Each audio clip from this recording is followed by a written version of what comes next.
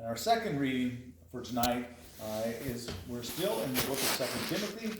We are now in the 4th chapter, and we're looking at verses 6 through 18. As for me, I am already being poured out as a libation, and the time of my departure has come. I have fought the good fight. I have finished the race. I have kept the faith. From now on there is reserved for me the crown of righteousness, which the Lord, the righteous judge, will give me on that day, and not only to me, but also to all who have longed for his appearing. Do your best to come to me soon, for Demas, in love with this present world, has deserted me and gone to Thessalonica. Crescens has gone to Galatia, Titus to Dalmatia. Only Luke is with me. Get Mark and bring him with you, for he is useful in my ministry. I have sent Tychus to Ephesus. When you come, bring the cloak that I left with Carpus at Troas, also the books, and above all, the parchments. Alexander the coppersmith did me great harm.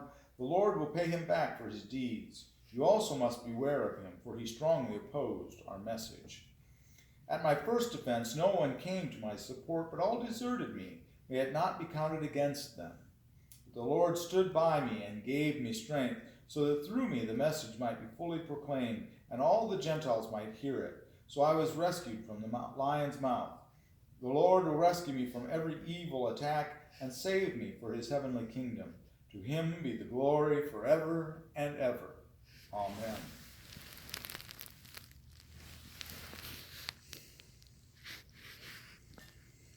Here we are nearing the end of 2 Timothy, which, if it is written by Paul, this is most likely his last correspondence, or very nearly so at any rate. And so here he knows his time is drawing near, doesn't he?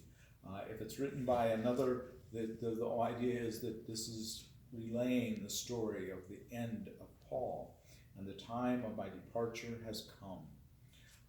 He's talking about being poured out as a libation there. Now, in yours, I'm not sure, in the RSV, it may say drink offering there. Many translations, instead of libation, use drink offering. And the idea is that in some of the cultures at the time, one would go to the grave and pour out a glass of wine over the grave as an offering, or as a memento, or respect to the one that's deceased. But also we have this reflection of the cup, don't we? The cup of sacrifice.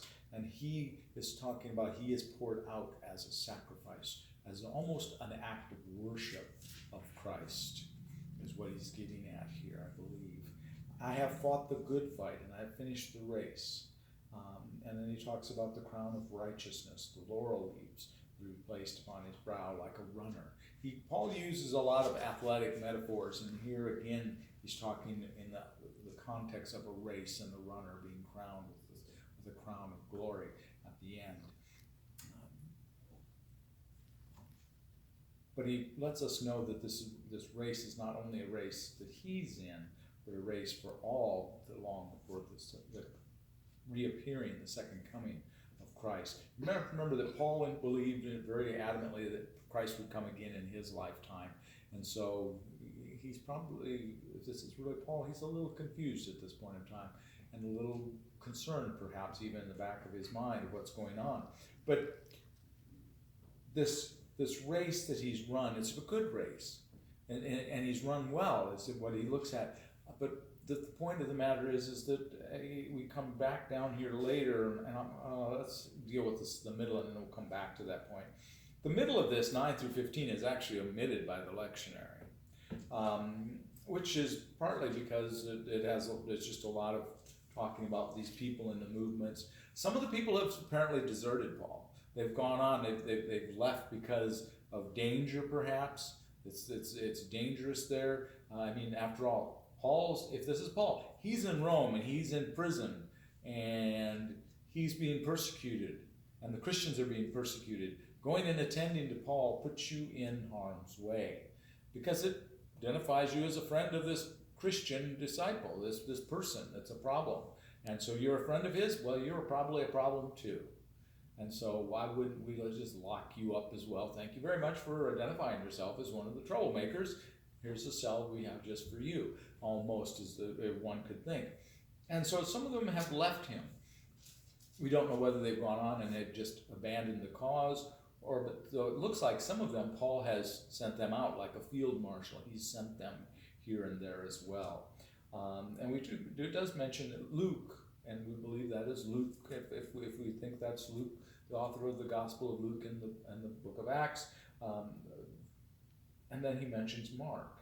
And the interesting thing there is, if this is in fact Paul, then apparently he and Mark have reconciled. Because if this is John Mark, the Mark we think of, which would be interesting. But he is concerned about some of the books and some things. But then we have that peculiar thing in verse 14 where he is upset with this Alexander fellow. And it almost becomes something that I may address on Sunday in Luke's gospel, the gospel story. Paul almost shows his humanity here, his inability to quite allow grace to be complete, because but he is using it as a warning, because he knows he's leaving and he's warning these guys. This guy could be a continued problem for you. So let's go back to where we were at before with this race. In 16, at my first offense, no one came to my support, but all deserted me. May it not be counted against them. When we read that, we really can't help but reflect back on the story of the betrayal in the garden. And everyone does what? Jesus has been identified. They've come to persecute him, to arrest him, and everyone flees. And we can almost see that reflection or that parallel there of Paul being deserted when he appears before Nero. That would be scary. Would you want to walk in there? Again, going to the prison with him identifies you as a Christian, as one of those troublemakers. Going with him to his appearance, to his defense with the emperor, likewise would identify you as one of those potential problems. But then the Lord stood by me and gave me strength, so that through me the message might be fully proclaimed and all the Gentiles might hear it. He's run a good race. He's run the race he was sent to run.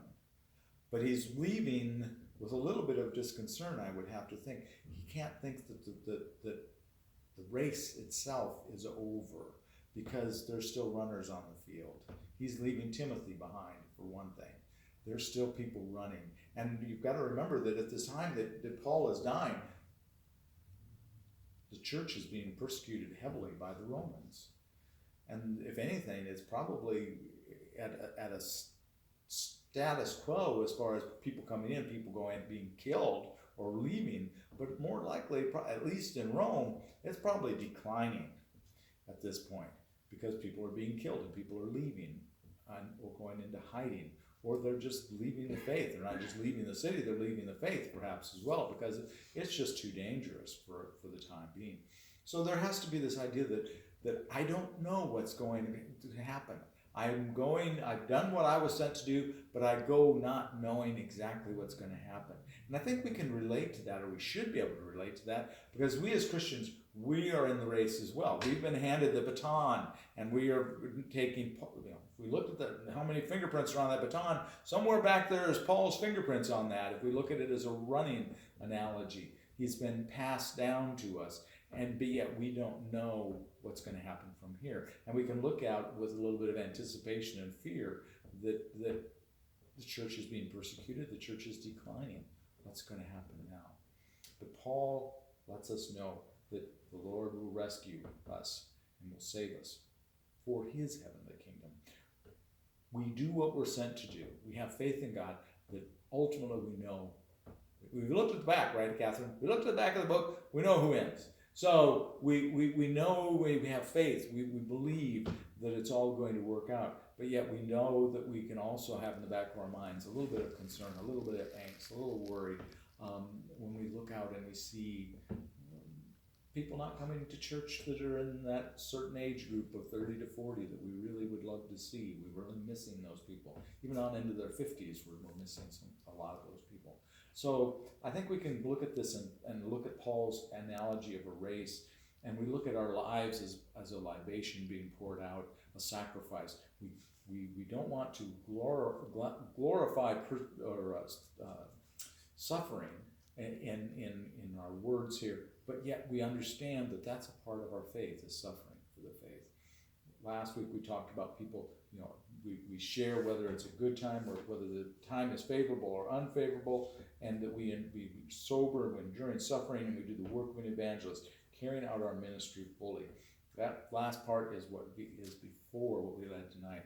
That's just leads right into, as for me, I am poured out like a libation. So let our lives be poured out. Let our lives, like Paul's, be a libation, a drink offering, a form of worship. And that's something we've talked about before, probably several years ago, of living life as an act of worship. And that's what Paul did, and that's what Paul's talking about here. And so let's do that. Let's try to remember that. Whether we're remembering or not, if we're walking in the faith, our life should be an act of worship. So let's pray. Dear Heavenly Father, we thank you so very much for the message of 2 Timothy. We thank you for that idea that our lives in themselves and in their entirety are an act of worship of you and your grace. Lord, let us be a testimony. Let our lives be a testimony. Let our actions be a testimony to the love and the grace and the forgiveness that lies within the sacrifice of Christ on the cross. We pray this to you today in your glory. Amen.